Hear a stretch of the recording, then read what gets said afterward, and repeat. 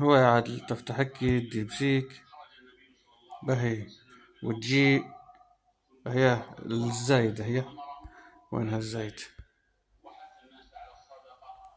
هي الزايد هذه هي بهي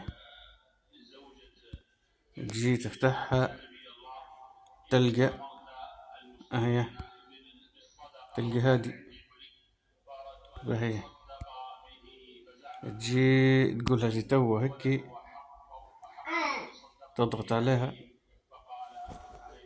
بهي تجي ملفات البي دي اف متاعك مستندات بهي وين انت اللي مديرهم بي دي اف مثلا وانا مثلا هذه ناخدو هذه باهي تخليها تتحمل ترجيها لين تتحمل زي تو هكي تو جاري التحميل هي خليها تتحمل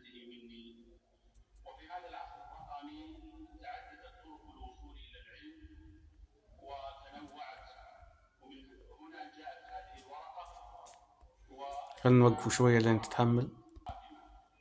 ايوه تو تحملت هي اعطاتك قديش ميجا بايت. ايه بعدين تضغط هذه تضغط على هي الزرقاء هذه وتقول له تكتب له قبل تكتب له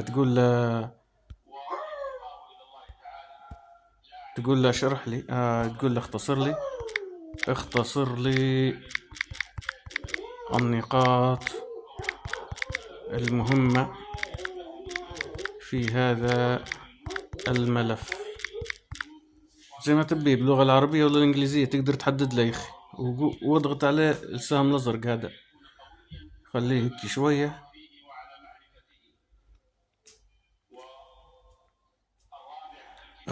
يلخص لك المعلومات المهمة يلخصوا لك تلخيص بعد كيف ساد واضح.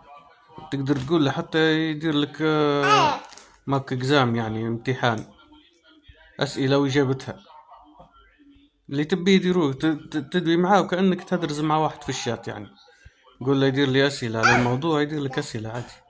المهم شوف الاختصارات تقدر تقول له بالإنجليزي يديرها بالإنجليزي طبعا هذا هو.